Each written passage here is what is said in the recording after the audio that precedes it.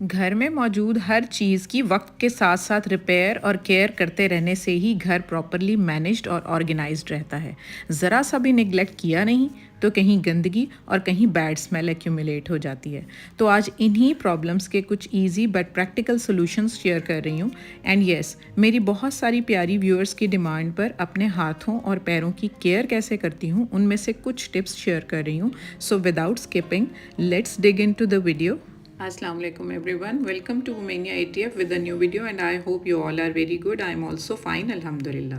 ये rubber band भी ना डिफरेंट तरीक़ों से हमारे घर के डेली यूज़ में आ रहे होते हैं, बट क्या होता है ना कि समटाइम्स पड़े रहने की वजह से और ख़ास तौर पर गर्मियों में टेम्परेचर ज़्यादा होने की वजह से समवॉट मेल्ट होकर एक दूसरे से चिपक जाते हैं और इस तरह से अलहदा नहीं हो रहे होते, तो बहुत मुश्किल पेश आ रही होती है और जब हम ज़्यादा स्ट्रेच करें तो ये टूट भी जाते हैं। तो इस तरह से इनकी प्रॉब्लम का एक सोल्यूशन मैं आसान सा लेकर आई हूँ आपके साथ शेयर करने के लिए। तो टिप नंबर 1 इससे रिलेटेड है कि हम क्या करेंगे कि पुराना जो था पैक उसमें से तो इस तरह से ये ख़राब हो गए, बट जब मैं नया पैक लेती हूँ ना तो मैं क्या करती हूँ कि उसको यूज़ करने से पहले ना उसके अंदर कोई भी घर में पड़ा हुआ टेल्कम पाउडर ले लेती हूँ और उसको थोड़ा सा उसके अंदर मैं उस पैक के अंदर स्प्रिंकल कर लेती हूँ, थोड़ा सा ज़रा सा।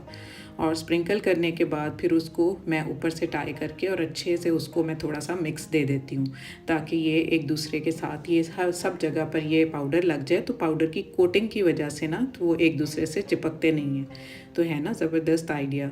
तो इसी तरह टिप नंबर 2 है हमारी कि जब हमारे स्विच बोर्ड्स डेली यूज़ की वजह से ना इस तरह से गंदे हो रहे होते हैं, एक स्विच जो था वो मेल्ट हो गया था, साथ से आपको ब्लैक नज़र आ रहा होगा, तो उसको साफ़ करने के लिए सिंपल मैंने ये वाइट विनेगर लिया, सिर्फ 1 टीस्पून लिया, थोड़ा सा बिल्कुल 1 ड्रॉप जो है वो कोई भी आपके पास जो टूथपेस्ट पड़ा आप वो ले लें और अच्छे से उसको ब्रश कोई भी यूज़ ब्रश ले लें और अच्छे से उसको एक अच्छा सा मिक्स दे दें। तो मिक्स देने के बाद इस तरह से फाइन सी एक पेस्ट बन जाएगी और सिंपली आपने क्या करना है, इसी ब्रश को आपने लेना है और इस तरह से इस स्विच बोर्ड के ऊपर आपने अप्लाई कर देना है। इसमें कोई ऐसा ख़तरा भी नहीं है कि ये वेट होकर इसमें कोई करंट वगैरह आ जाएगा।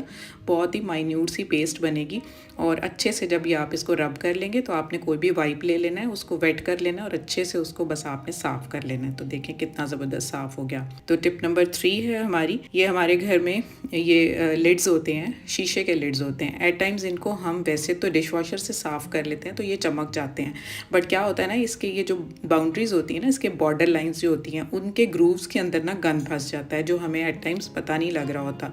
तो ये होता है फूड पार्टिकल्स होते हैं जो टाइम के साथ साथ जो है वो डर्ट में कन्वर्ट हो जाते हैं। तो अगर आपको नज़र आ रहा हो तो मैंने नीचे वाइट क्लॉथ इसीलिए रखा है कि आपको ये क्लियरली विजिबल हो जाए। तो ये मैल है तो उसके लिए स्पेशल मैं आपके लिए टिप लेकर आई हूँ कि इसमें आप ना कोई भी ले लें, अपने मेडिसिन के जो रैप्स होते हैं जब वो फारिग हो जाते हैं, इनके एजेस बड़े शार्प होते हैं और इनकी पहुँच भी, अप्रोच भी इनकी जो है ना बड़ी अच्छी सी अंदर तक हो जाती है और ये बड़े स्टर्डी से होते हैं। हाथ में इजीली आप इसको लेकर अच्छे से इन ग्रूव्स के अंदर ना आप इस तरह से इनको फेर लें। तो क्या होता है आपको मैं आगे चलकर दिखाती हूँ कि इसमें से आपको नज़र आएगा डर्ट इसमें से निकलता जो एट टाइम्स हमें नज़र नहीं आ रहा होता और हमारे डिश वॉशर के साथ निकल नहीं रहा होता। ये देखें नज़र आ रहा है आपको, नीचे से भी ये वाइट हैंकी के ऊपर मैंने डाल के आपको दिखाया कि इसमें से इस तरह की जो है डर्ट निकलती है जो कि फिर आगे से अनहाइजीनिक भी होती है और हमारे जर्म्स पार्टिकल्स भी इसके अंदर जो है वो एक्यूमुलेट हो रहे होते हैं। तो इसका ये बेस्ट सोल्यूशन है कि आप इस तरह के रैपर्स ले लें और उनको अच्छे से सारे सर्कुलर एरिया में ऊपर भी और नीचे भी अच्छे से उसको रब कर लें और इस तरह से ये सारा डर्ट जो है वो रिमूव हो जाएगा। इसी तरह ऊपर जो उसका जो कैप लगी हुई है उसके सारे सर्कुलर एरिया पर भी इसी तरह से आप उसको साफ़ कर लें तो आपका ये लिड जो है वो बिल्कुल नीट एंड क्लीन हो जाएगा।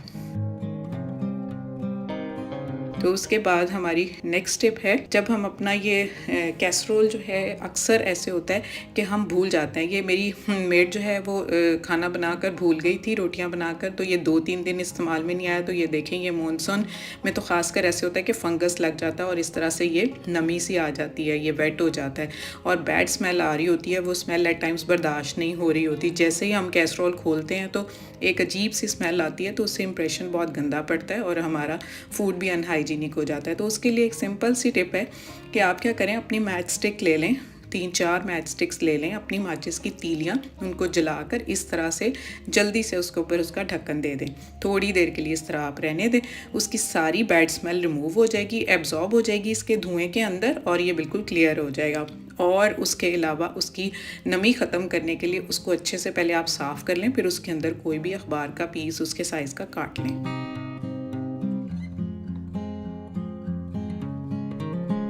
तो नेक्स्ट टिप हमारी है बटर से रिलेटेड, जो हमारे घर में आ रहा होता है, ये इस तरह का लोफ आता है। तो इस लोफ को यूज़ करना मैं आपको बताती हूँ। समटाइम्स प्रॉब्लम हो रही होती है कि हमने थोड़ा सा पीस जस्ट 1/2 इंच या 1 इंच लेना होता है, पूरे का पूरा लोफ हम इस तरह से उसको अनरैप करते हैं और उसको फिर हम ऊपर से नाइफ़ के साथ उसका एक अनइवन सा पीस काटने की कोशिश करते हैं।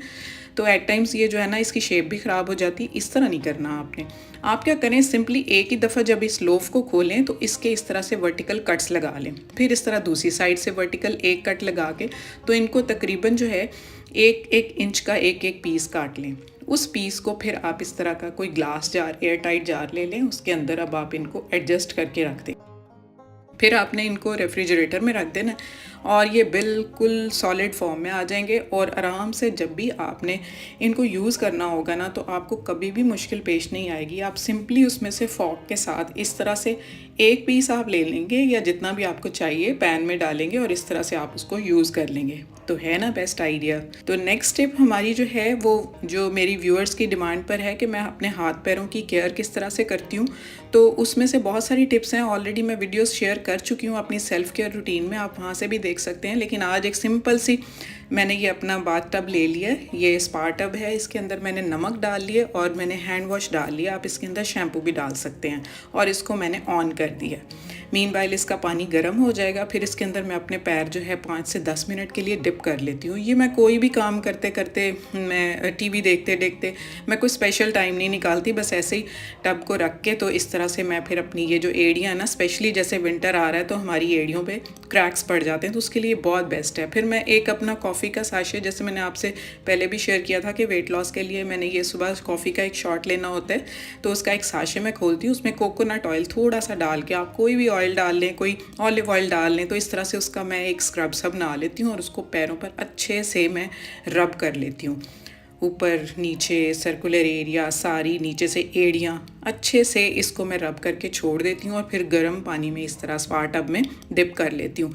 डिप करते करते भी उसको मैं ऊपर से रब करती रहती हूँ, तो सारी ऊपर से डेड स्किन रिमूव हो जाती है और इतना अच्छा इसका इफ़ेक्ट आता है कि मैं आपको क्या बताऊँ। आप खुद देख रहे होंगे कि पैरों की हालत पहले क्या थी और अब ये कितने नीट एंड क्लीन हो गए हैं। फर्दर मैं थोड़ी सी और केयर कर लेती हूँ कि इसके साथ ही मैं अपने नेल्स भी जो होते हैं वो भी, उनको भी फाइल कर लेती हूँ और ये मेरे पास किट है, इसमें से भी जो चीज़ें हों रिलेटेड उनको मैं यूज़ कर लेती हूँ। अगर आपके पास नहीं है तो एट टाइम्स ये कोई इतनी ज़रूरी नहीं है।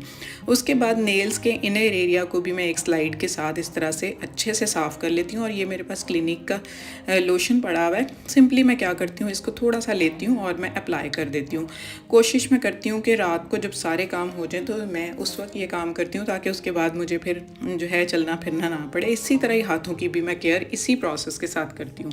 तो ये था मेरा आज का कंटेंट। आई होप आपको पसंद आया होगा। तो अगर आपको पसंद आया तो लाइक, शेयर और सब्सक्राइब कर लें न्यू व्यूअर्स, और मुझे कमेंट करके ज़रूर बताएं कि आज की टिप्स आपको कैसी लगी। So take good care of yourself, stay fit, stay healthy and अल्लाह हाफिज़।